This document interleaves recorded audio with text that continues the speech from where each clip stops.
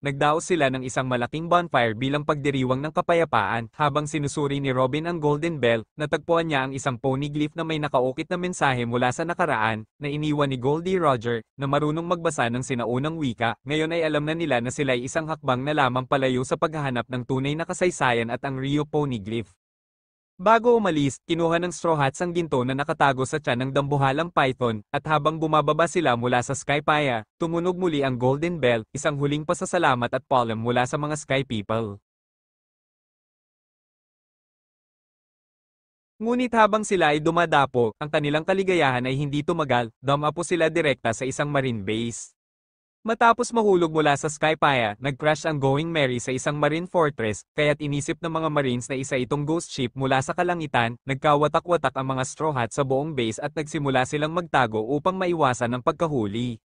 Si Sanji ay nakapasok sa kusina at gumulat sa mga marine chef sa pamamagitan ng pagtuturo ng tamang teknik sa pagluluto, kaya't nakuha niya ang kanilang respeto. Nahuli si Zoro, habang sina Chopper at Nami ay nagpanggap ng mga medical assistants, tinutulungan ng isang mahiyain na marine doctor sa paggamot sa mga sugatang kasamahan. Samantala, si Robin at Usopp ay parehong nagpanggap na isang inspector, kaya nagkaroon ng kalituhan. Sa huli, si Usopp ay ikinulong kasama si Zoro.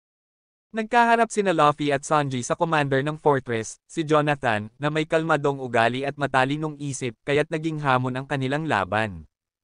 Sa isang katangahan, ang totoong inspektor na si Condoriano ay nakulong din, kaya't dumami ang kalituhan, nagsimulang hinanap nila Luffy at Sanji ang isang misyon upang iligtas sina Usopp at Zoro, na naghihirap sa pagtakas sa mahigpit na seguridad ng marine base.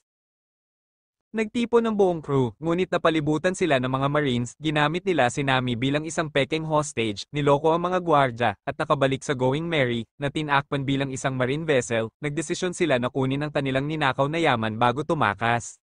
Hinati ni Usopp ang crew sa dalawang grupo, isa para kunin ang kanilang ginto, at isa para kunin ang kanilang waiver, maliit na bangka. Pumunta sina Luffy at Nami sa kwarto ng kapitan at nakuha ang kanilang yaman, nang akala ni Jonathan na napalibutan na niya sila. Ginamit ng Straw Hats ang kanilang mga matatalinong trick, kasama na ang impact dials at flame dials, upang itulak ang barko at palakihin ang octopus balon, kaya nakatakas ang Merry. Sa kalaunan, nakarating ang crew sa isang bagong isla at nakatagpo kay Marine Admiral Aokiji Kuzan, isang tao na mukhang tamad at walang pakialam, ngunit may nakakatakot na lakas. Ipinakita niya ang kanyang ice fruit power sa pamamagitan ng pagyayelo ng karagatang makakatulong sa mga stranded na naglalakbay. Inihayag ni Aokiji na hinahanap niya si Robin, tinuturing siyang isang delikadong tao dahil sa kanyang nakaraan. Sinubukan silang pigilan ni Luffy, Zoro, at Sanji ngunit talo sila sa lakas ni Aokiji. Binfreeze ni Aokiji si Robin ng solid, ngunit pinatawad ang crew, sinasabing may utang siyang pabor sa kanila dahil sa pagkatalo nila kay Crocodile. Dinala ng Straw Hats ang nagyayelong si Robin sa barko, at pinainit siya ni Chopper at Usopp gamit ang shower ng barko. Pabalik sa dagat, napansin ng crew ang isang dambuhalang palaka na lumalangoy, kaya't pinilit ni Zoro na sundan ito. Dinala sila nito sa isang maliit na isla na mayroong parola. Biglang dumaan ang isang napakalaking sea train, muntik nang mabangga ang Going Merry at itinulak ang dambuhalang palaka. Dito nagsimula ang Water 7 Saga, kung saan may mga bagong kaaway, isang misteryosong shipwright city, at marami pang mga hamon ang naghihintay sa crew. Pagkaalis nila sa mga riles ng sea train, nakatagpo ang Straw Hats kay Station Master Kokoro, ang kanyang apong si Chimney, at ang kanilang pusa na si Gonbi. Ipinaliwanag ni Kokoro na ang dambuhalang palaka, si Yokozuna, ay madalas subukang pigilan ang sea train Puffing Tom bilang bahagi ng kanyang pagsasanay.